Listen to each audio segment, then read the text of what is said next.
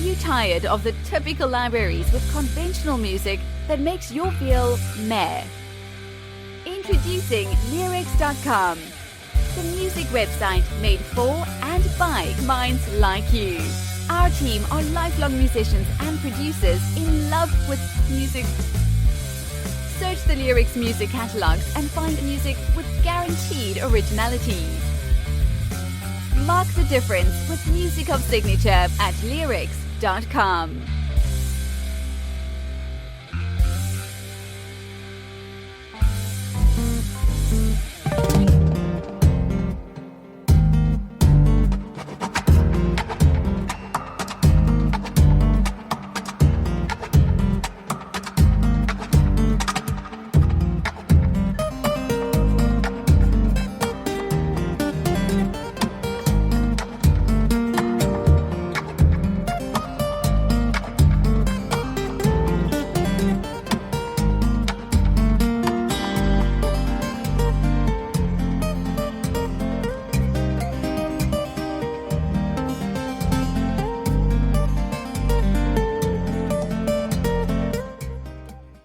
Just like that, it's almost like magic. Amazing, amazing. This is what music does. It takes you to fantastic places. These artists today and I have many things in common. At least our icons. Both admire tremendously all of the artists from Candy Rat. Fingerstyle, guitar. I have listened to all of that music for years from the very, very beginning, and we have an artist that is continuing with these inheritance in making it bigger and taking it to higher places. We have Alexandr Misko. Hi, Alex. Hey Anton, and thank you for having me here tonight or today, whatever time it is. And really happy to be at your show, at your podcast here, and looking forward to a great talk. Likewise.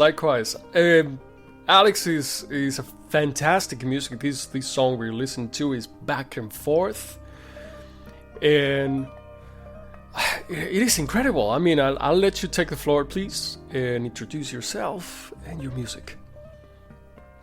Yes, sure. Thank you. For those of you guys who hear this name for the first time, it's my name. It's Alexandr Misko, but you can just call me Alex Misko. It's a little bit easier. And I'm a musician. I'm a composer, arranger, teacher, touring artist, and whatnot from Russia. And I'm mostly doing fingerstyle guitar music. As I said, composing, arranging, touring around the world, playing my music to audiences all over the place, and being happy doing this. And also at the same time, I'm doing lots of social media stuff. So if you like the song that you were listening, I got lots of similar stuff and also stuff that's totally different from that.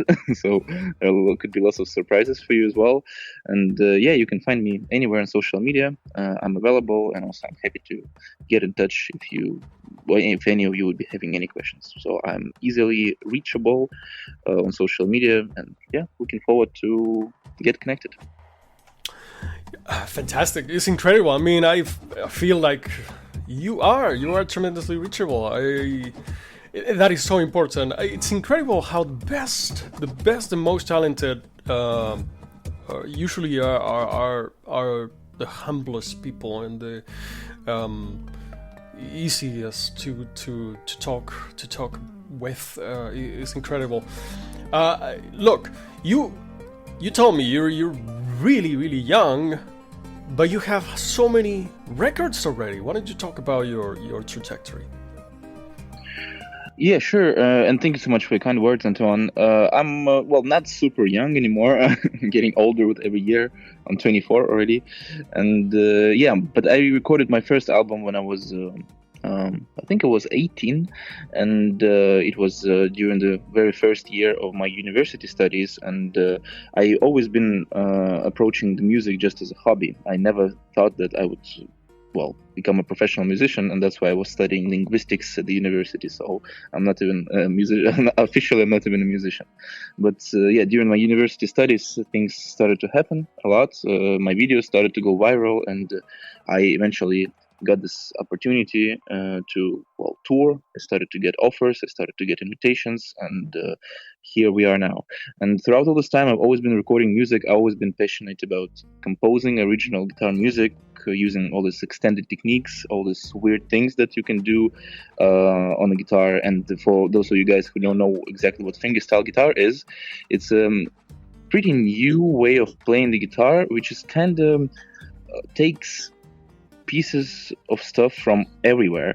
It has no rules, it has no particular way of studying this stuff, so nobody's teaching you that, like officially at the university or the music school. And eventually everybody finds their own way, their own approach, and just goes with it and keeps exploring that, and eventually it can get you to some really unpredictable and cool things that people wouldn't be even like realizing that it's one guitar it's being played.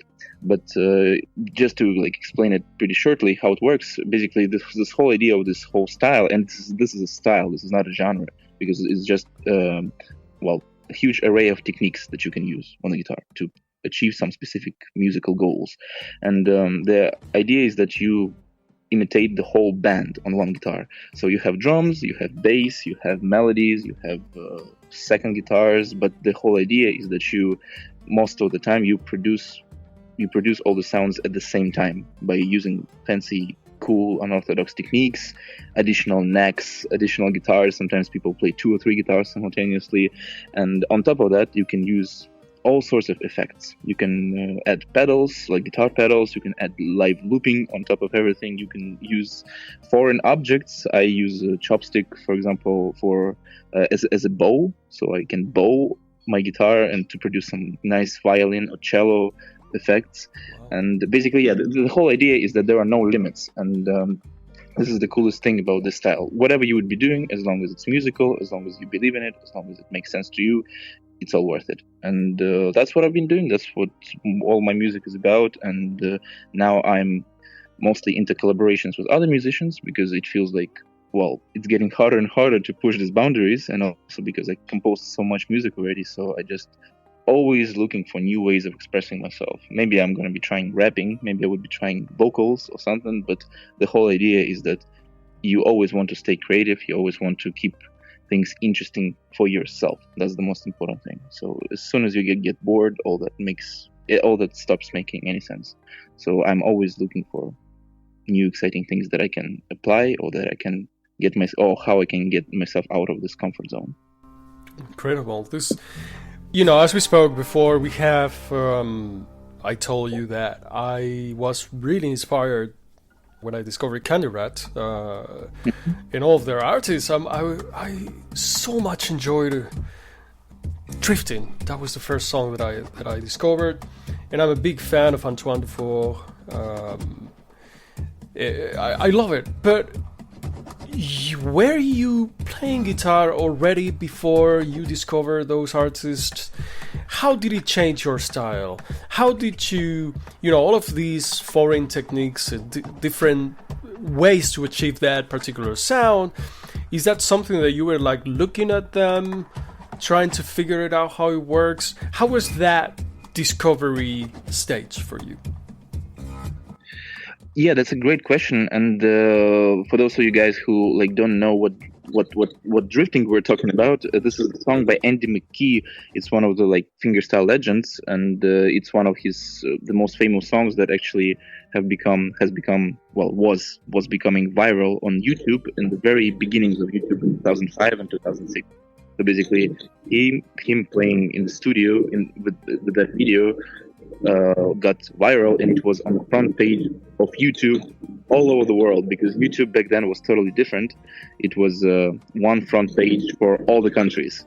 So can you just imagine, a guitar video starts to go viral and being on the front page on YouTube in all the countries, not specifically on the front page that is made for you, like YouTube is doing now, just according to your interests, but the same video for everybody. And that's why it has become such a unique like huge thing for the whole guitar world and even for the whole music world. So it was a really big thing. And to me, like the whole process of being inspired of all these guys, it has become it started to be a thing to me a bit later, because as I said, when I was younger, when I was like a kid, I was mostly into rap, and I'm still into rap. So basically, my biggest inspirations are West Coast and East Coast rappers from '90s, like Tupac, Exhibit, Nas, Notorious B.I.G., and all the gangster stuff. So yeah, I was listening to that. Too, yeah. I was listening a lot to that when I was a kid, like when I was like 8, 7. I didn't even understood. I wasn't understanding what they were talking about, of course. But there's some particular energy in all the songs that still makes you listen to them, like Eminem stuff or whatever. Because that's the coolest thing about music. Even if you don't understand the language, there's still something that makes you listen to it. Even though this music is based around the language almost completely, there is barely any music is happening, right? It's all about lyrics, but still. When I was a kid, I was so fascinated by that. And of course, then I got to know what they're rapping about. And I was like, well, I had to accept that one, because somehow I was thinking they're talking about rainbows and like some love and whatever. But they were not really rapping about love and rainbows.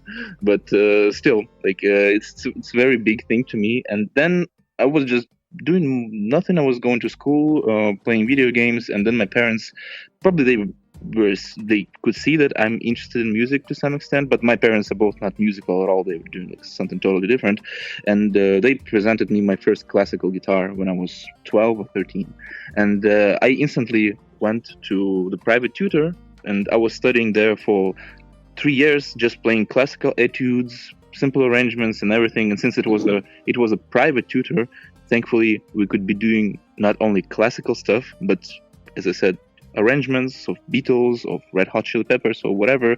So basically, I was already expanding my musical vocabulary by playing not only classical music, but something modern that I really wanted to play, like riffs and stuff. And then, but I was never really taking that too seriously. I was never like really crazy passionate about it. It was just fun. It was okay, but I definitely wasn't a good student, like perfect student. But then I accidentally stumbled across Don Ross somewhere, and Don Ross is actually even more like legendary than Andy McKee, because he was actually the teacher of Andy McKee and Antoine Dufour. So he's like the OG, right? The original gangster of the style. And he's the real legend.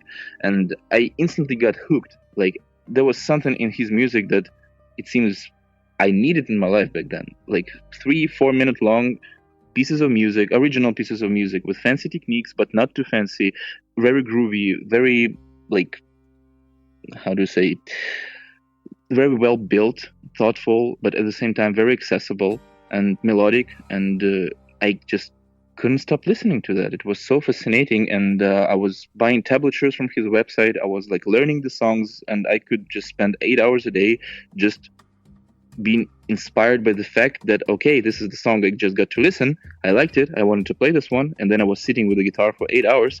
And by the end of the day, I was like, okay, I can do something. I can play the first riff of the song, and it sounds more or less like an original. And I was like, wow, that was like the most inspiring thing ever.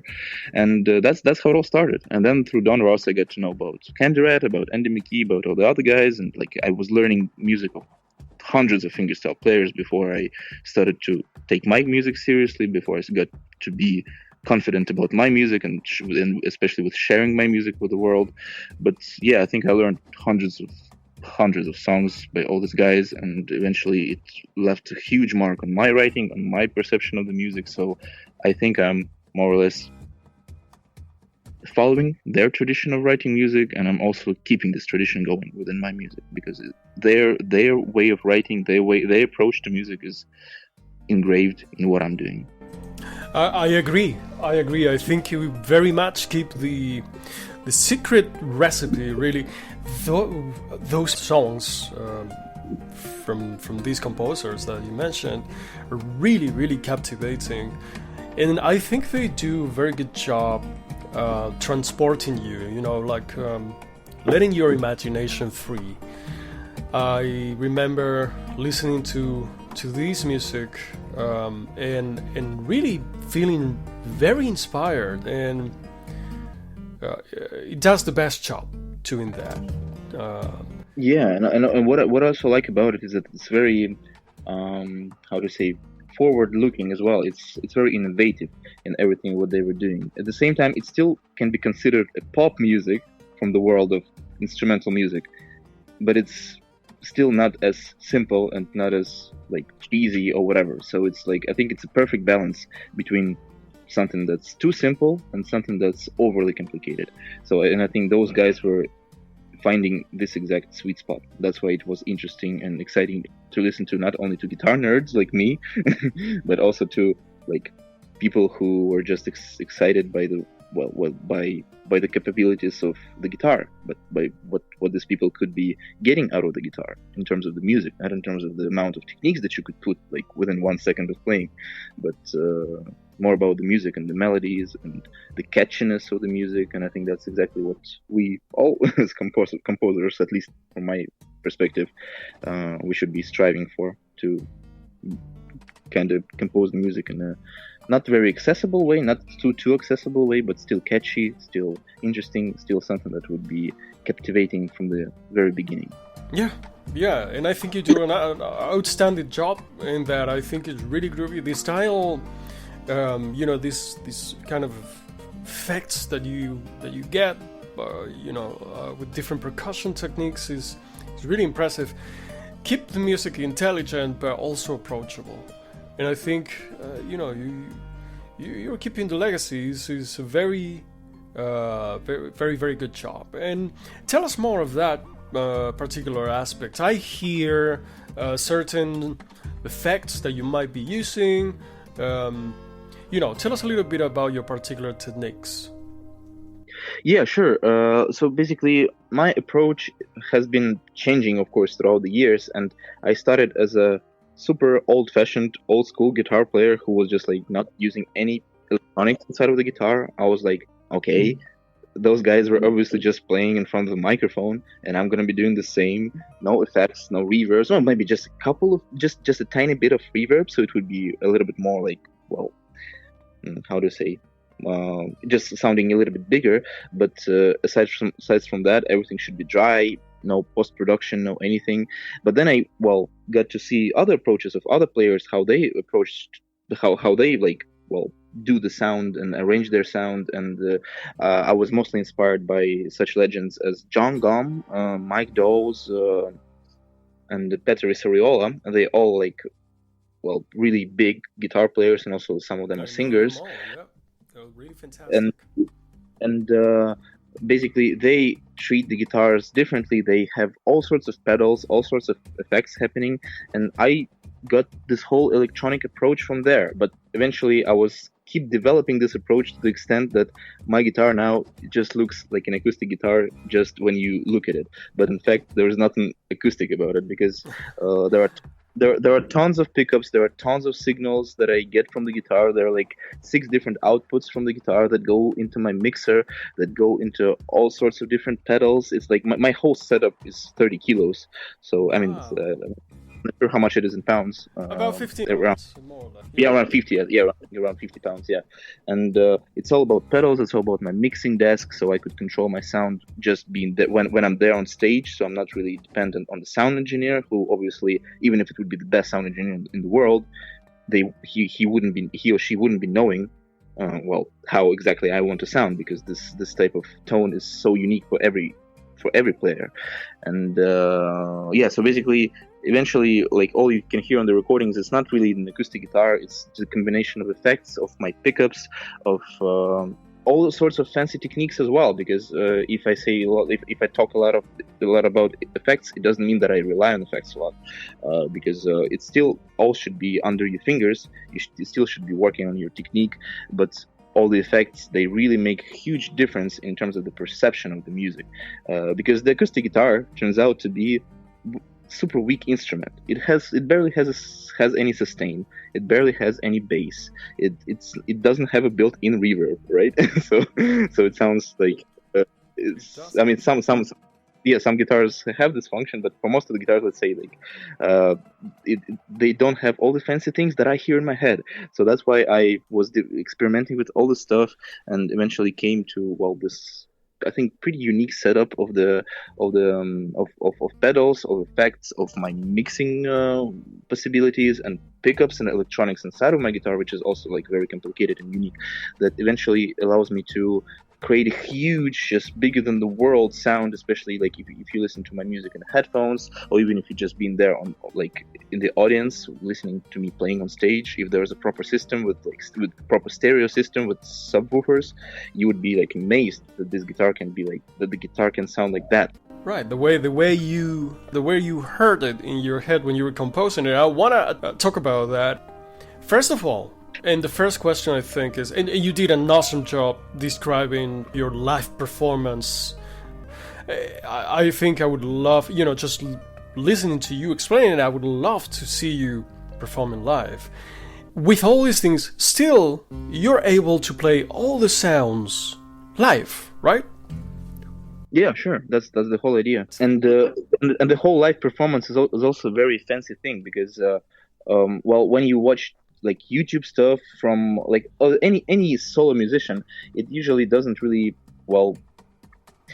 shows you everything. It's just a little part of what we're all doing, because when it comes to proper performance, it's actually much more about performance than just about playing songs. And for this particular style of playing, that also comes from all this like fingerstyle legends. There's like this particular way of doing concerts, because aside from all the fancy techniques and all the fancy electronics, usually for every song there is a different tuning. So it means that after playing each song, you have to retune your strings, and unless if you would be having 10 guitars with you on tour during the concert, you can't do that instantly. So you have to retune the strings. You have to make sure that they are more or less stretched out, so they wouldn't be going out of tune during the song when you were playing the song. So you have to talk, and that's the huge advantage. So like for example, compared to classical guitar concerts where people usually don't talk much, or they just talk in a very dry manner when they just go like, the next song is called like that and that's it. But for this whole fingerstyle type of playing, we are more singer-songwriters than in terms of genre than classical music or anything else. So that's why there's lots of talking about the songs, about life. You could be joking, you could be explaining your setup, which is also very important, because for like a person who's not a musician, or to say not a guitar nerd, all these things could be sounding so foreign. It would be so hard to believe that all these things are happening at the same time live, and it's much easier to believe that it's a playback. So that's why you have to take time to explain at first that, okay, there's this way of playing the guitar, that you you show all the sections separately. Okay, here's my bass, here's my drums, here's everything, and you combine it all together and showing people in real time that how it can be done on one guitar. And then when it comes to explaining what live looping is, you maybe do it first, and everybody is like amazed, but everybody is thinking that this is probably playback. And then you go like, okay guys, do you know what was happening? This is called live looping, and it's not about playback. I was recording myself, but I was doing it right now, and I'm gonna show you how it works now. And you start to do the same explanation, but with showing the looping. And this is a very important thing. So basically there is actually way more talking than music during the concerts. But, it is fantastic because you get to know your stars, right? Your icons. It's beautiful. I love it. And one of the aspects I believe that is so captivating of this music is the human aspect. Is recognizing that all of this music is happening right now, and it's just one person playing. I think it's part of the magic, don't you? Of course, and what's even more important is that it's not easy in general when you're just all alone there on stage, and you have to keep the things going dynamic, interesting for people all the time, and you can't hide behind anybody. You're not a drummer in the band.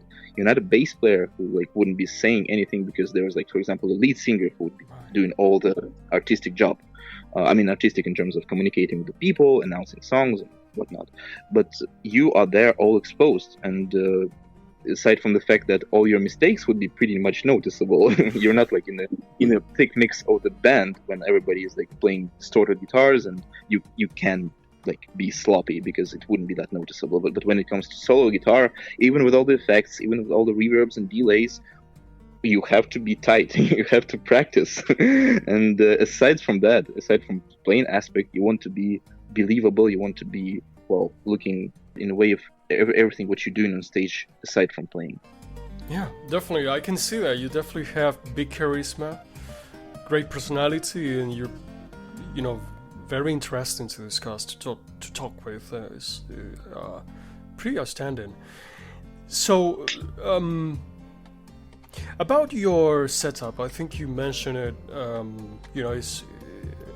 Your guitar looks like a regular acoustic guitar, but in reality has many gadgets and widgets and different pickups and all that. Yeah. So, how did you get to create that customized, perfect setup for yourself? Did you have help? You were practicing a song and were thinking, oh, maybe if I had, a bass pickup over here, I can, that's what I need. How did you do that? Yeah, more or less it was exactly like you just described. Of course, like some things I was picking up from other people who were already doing this thing on guitar, and I knew that they sound great, that they sound way better than I ever sounded back then, because of this pickup separation.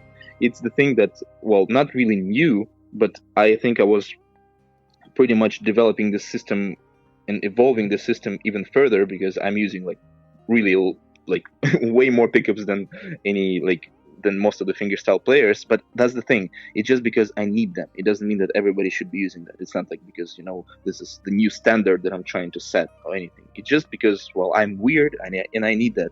But I'm really excited about that, and because the whole idea how it was eventually is that, as I was talking about, this magnetic pickup that works only on your strings, that picks up only the strings, it gives you clarity. It gives some more punch to techniques that are happening on the neck, especially like so-called tapping piano techniques when you just have both hands on the fretboard.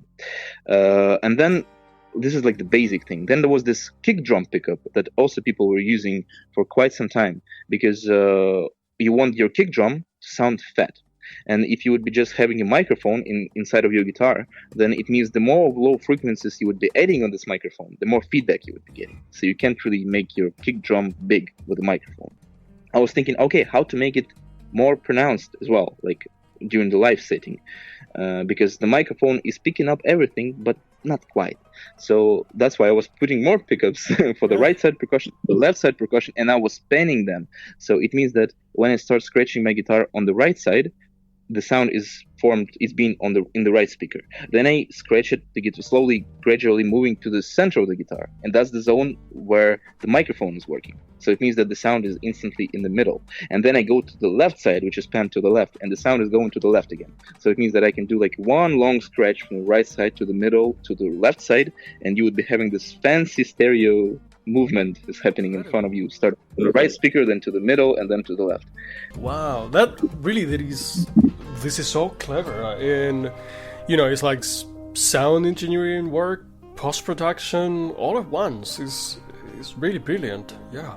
I'm just. It's such a pity that I can't really do that in real time, showing you how exactly it works, because it's very nerdy to talk about all these things. And I think like for you guys who are like listening to us now, it would be way more obvious and evident if you could be just listening to my recent recordings, like from this year, let's say from the last year, in a good headphones or in a good system, in a good stereo system, so you would be actually noticing all these things.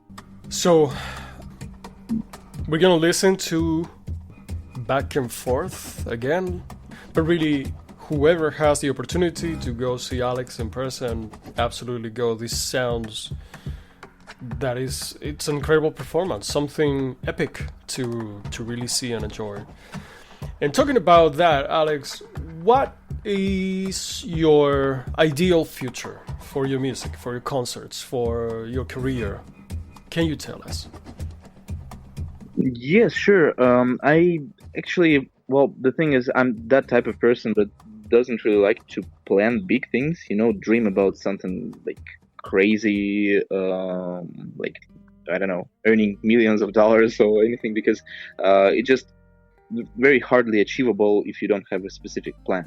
So it's better to build a plan first and achieve like smaller goals. And my goals are usually very short term in a way, so I would be just knowing exactly what I'm doing this month, what I'm doing next month, what I'm doing like in half a year. But the bigger picture always stays the same, because I'm happy and I'm thankful to all the support that I have. Is just by the simple fact that I've found myself. I found what I like. I found what I think I can do good, and I can do in a good way, because of I spent lots of time on it and lots of practicing, and I'm happy that people like it too. The thing is that if people wouldn't like it at all, I would still be doing that, because, well, as long as it makes me happy, I'm gonna be doing that. And I'm just happy that because of the people, because of all the support I have, I'm able to make a living out of it. And moreover, I'm able to see the world. I'm able to expand my horizons, my mental horizons, my physical horizons as well, and it all feels very special. That's something that I just, it's not the part of the question, but that you were asking, but this is just something to always keep in mind, that you gotta stay thankful because of all the opportunities, because of everything that you have already achieved, because actually you're getting used to everything, but sometimes you keep forgetting that it's already a lot. Keep working. I love it. So you kind of gave us a very good advice to stay thankful of the things that we have, but we always want to know and to ask everybody, if you had an advice to your younger self, what do you think that would be?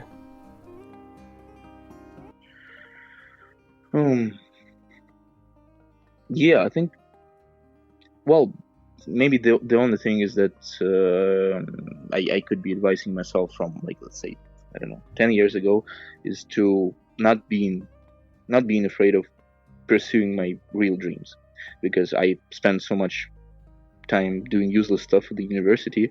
Instead, I could be doing something better than that, but I was just, well, never believing in myself in a way of, well, that I would be able to do music professionally, and all the things that I was telling you before in the beginning. So this is something that, well, I'm not really feel pity about, because that's the thing. What's the point of feeling pity about something that already happened? This is the part of my way, and maybe if I wouldn't be doing this, if I would be going this road, taking this road, then maybe I would be nowhere, because, well, it should have happened this way, and if not with me, then with whom?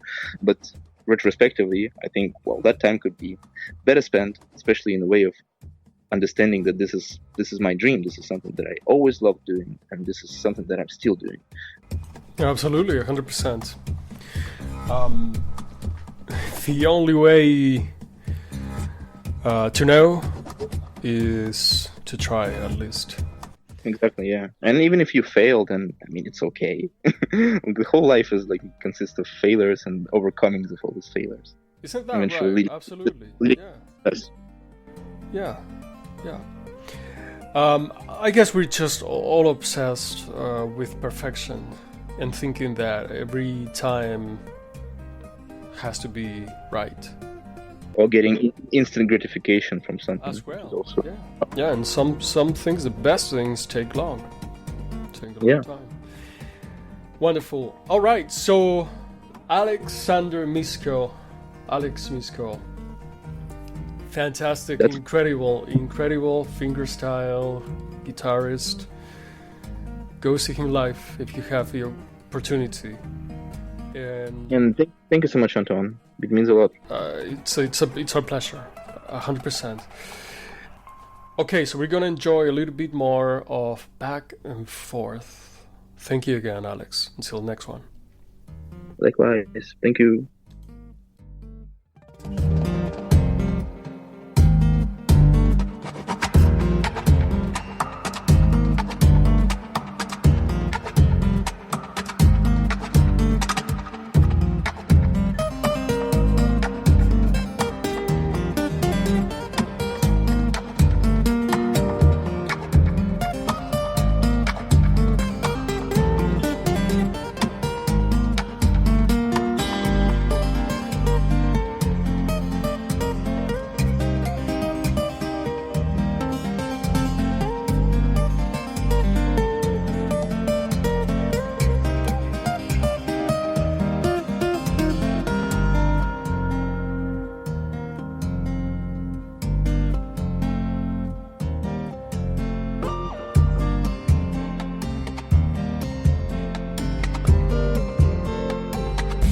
tired of the typical libraries with conventional music that makes you feel meh?